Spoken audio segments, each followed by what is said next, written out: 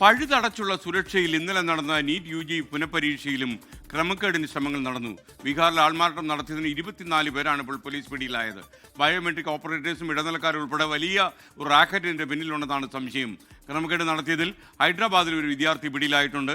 പരീക്ഷാ സെന്ററിലെ ശുചിമുറിയിൽ ഒളിപ്പിച്ച മൊബൈൽ ഫോണിൽ പരീക്ഷയ്ക്കിടെ ഉത്തരങ്ങൾ തിരയുന്നതിനിടെയാണ് ഈ വിദ്യാർത്ഥി പിടിയിലായത്. ബൽറാം നെടുങ്ങാടി ലേറ്റസ്റ്റ് വിവരങ്ങളുമായി ഡൽഹിയിൽ നിന്ന് ചേരുകയാണ്. ബൽറാം, വിശദാംശങ്ങൾ.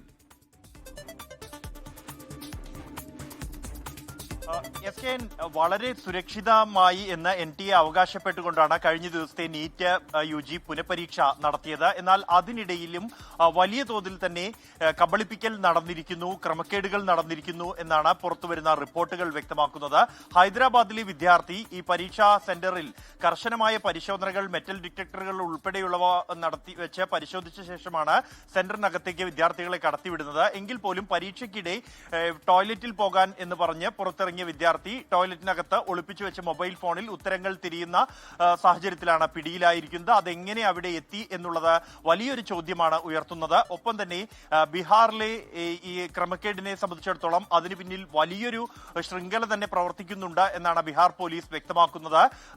ഇതിനകം തന്നെ 24 പേരുടെ അറസ്റ്റ് രേഖപ്പെടുത്തിയിരിക്കുന്നു. അതിൽ വിദ്യാർത്ഥികളും ഒപ്പം തന്നെ ഈ ബയോമെട്രിക് പരിശോധനകൾ വെരിഫിക്കേഷൻ നടത്തുന്ന ഏജൻസിയിലെ ജീവനക്കാരും ഉൾപ്പെടുന്നുണ്ട്. കൂടാതെ ചില ഇടനിലക്കാരും അതിൽ ഉൾപ്പെടുന്നു എന്നാണ് പോലീസിൽ നിന്നും ലഭിക്കുന്ന വിവരം. ഇനിയും ഏതാണ്ട് 30ഓളം പേർ ഇതുമായി ബന്ധപ്പെട്ട പോലീസിന്റെ നിരീക്ഷണത്തിലോ ചോദ്യം ചെയ്യലിലോ ആണ് എന്നും പോലീസ് അറിയിക്കുന്നുണ്ട്.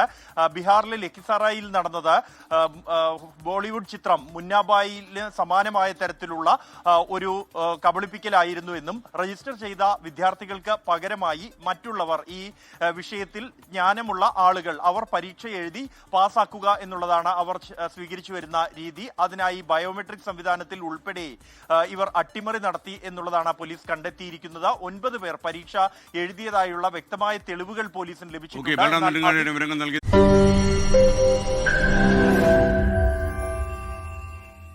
ലോകത്തെവിടെയായാലും ഏത് സമയത്തും 24 വാർത്തകളും ഓഗ്മെന്റഡ് റിയാലിറ്റി പാക്കേജുകളും എക്സ്പ്ലെയിനറുകളും വിശദമായി കാണാൻ ഞങ്ങളുടെ YouTube ചാനൽ നിങ്ങൾക്ക് സബ്സ്ക്രൈബ് ചെയ്യാം.